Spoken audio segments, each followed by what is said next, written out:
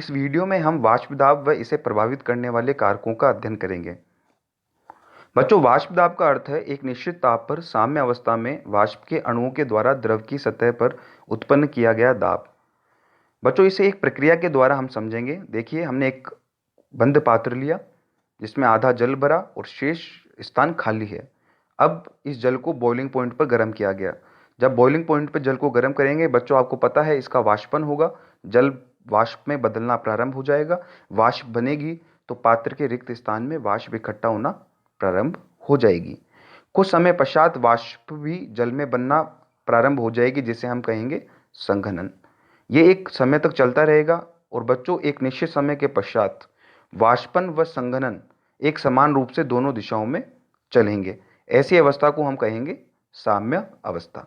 बच्चों, इस साम्य अवस्था पर इस वाष्प या हम कह लें कि गैस द्वारा जल अथवा द्रव की सतह पर जो दाब लगाया जाएगा उसे हम कहेंगे बच्चों वाष्प दाब। तो बच्चों, आपको वाष्प दाब का डेफिनेशन इस प्रक्रिया के द्वारा ही याद रखना चाहिए। बच्चों, नेक्स्ट टॉपिक है वाष्प दाब को प्रभावित करने वाले कारक। पहला कारक है द्रव की प्रकृति। बच्चों, वो द्रव जिनके अंदर दुर्बल अंतराण्विक बल होते हैं उनका वाष्पन अधिक होता है। वाष्पन अधिक होगा तो वाष्प अधिक बनेगी और वाष्प अधिक बनेगी तो वाष्प दाब भी अधिक होगा। इसको समझने के लिए मैंने दो द्रव लिए हैं, द्रव ए और द्रव बी। बच्चों, द्रव ए के अंदर जो अणु हैं उनके अंदर दुर्बल आकर्षण बल है।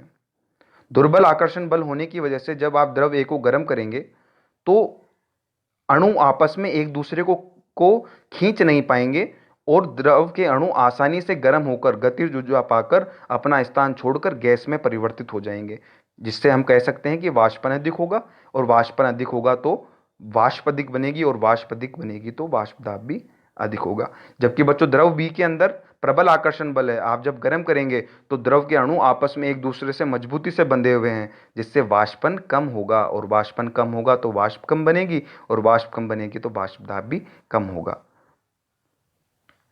बच्चों, अगला कारक जो वाष्प दाब को प्रभावित करता है वो है ताप। बच्चों, ताप अधिक होगा।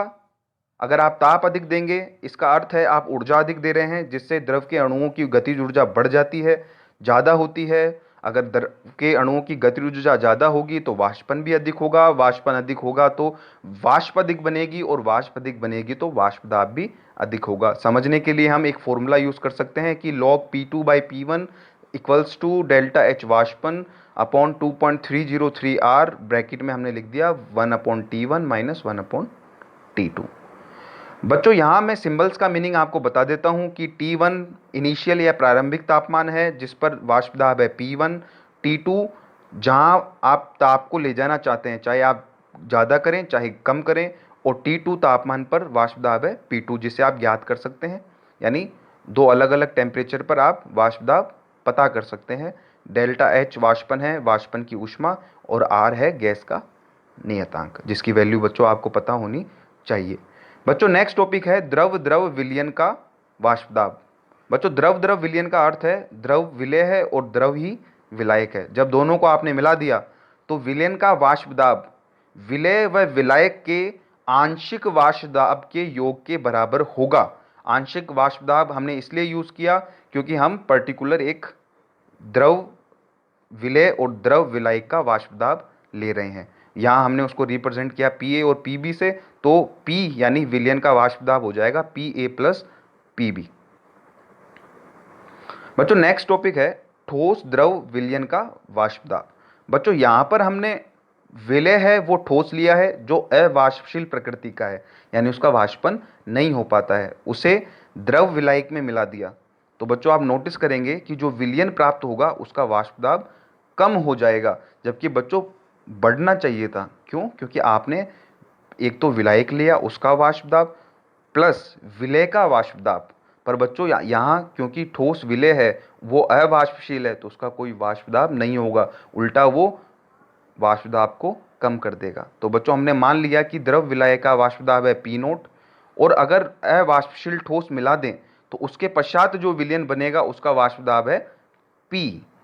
बच्चों, आप ध्यान रखें कि ये P नोट से कम होगा, क्योंकि मैंने पहले बता दिया कि वाष्प दाब में कमी आएगी। तो वाष्प दाब में कितनी कमी आई, अब आप P नोट माइनस P करके और वाष्प दाब में कमी निकाल लें। बच्चों, ये कमी क्यों आई? इसको समझने के लिए देखिए मैंने ये डायग्राम्स बनाए हैं। पहला जो पात्र है उसके अंदर शुद्ध विलायक उपस्थित है और विलायक मैंने ले लिया जल। बच्चों देखिए, या क्योंकि यहाँ पर जल है तो जल की जो सतह होगी उस पर केवल जल के अणु होंगे। जब आप इसे गर्म करेंगे तो ये सतह वाले जल के अणु आसानी से गतिज ऊर्जा प्राप्त करके वाष्प में बदल जाएंगे और इस रिक्त स्थान में आके इकट्ठे हो जाएंगे। और जब ये वाष्प नीचे दाब लगाएगी तो हमने उसको वाष्प दाब कह दिया और इसका वैल्यू हमने मान लिया P0। यहाँ हमने इसको लिखा भी है। अब आपने इस शुद्ध विलायक में अवाष्पशील ठोस मिला दिया, एक विलय मिलाया जो अवाष्पशील है। बच्चों ये अवाष्पशील ठोस जल के अणुओं के साथ इस सतह पर स्थान घेर लेगा। अब जब आप इसको गर्म करेंगे तो जो ऊर्जा है वो जल के अणुओं के साथ साथ विलय के अणुओं को भी प्राप्त होगी। दूसरी बात, इस सतह पर क्योंकि अब केवल जल के अणु नहीं है तो जो जल के अणु स्थान छोड़ेंगे उनकी संख्या में कमी आ जाएगी। पहली वाली स्थिति में आप देखिए सतह पर केवल जल के अणु है तो जो भी स्थान छोड़ेंगे वो सब जल के अणु होंगे, पर यहाँ पर कुछ ठोस के अणु भी हैं जो जल के अणुओं को अपना स्थान छोड़कर वाष्प में बदलने पर कठिनाई उत्पन्न करेंगे, जिससे वाष्पन कम होगा तो वाष्प दाब भी कम हो जाएगा। तो बच्चों आप हमेशा ध्यान रखें, अगर आपसे पूछ लिया जाए कि किसी विलायक में वाष्प दाब में कमी आ रही है तो ऐसा क्यों हो सकता है, तो आप कह सकते हैं कि अगर हम उसमें कोई अवाष्पशील ठोस मिला दें तो उसके वाष्प दाब में कमी आ जाएगी। और कमी कितनी होगी ये आप इस तरह से रिप्रेजेंट कर सकते हैं। बच्चों थैंक यू। मुझे उम्मीद है कि आपको वाष्प दाब, इसको प्रभावित करने वाले कारक व द्रव द्रव विलयन का वाष्प दाब व ठोस द्रव विलयन का वाष्प दाब अच्छे से समझ में आया होगा। यदि आपका कोई सजेशन है तो आप कमेंट बॉक्स में कमेंट करके बता सकते हैं।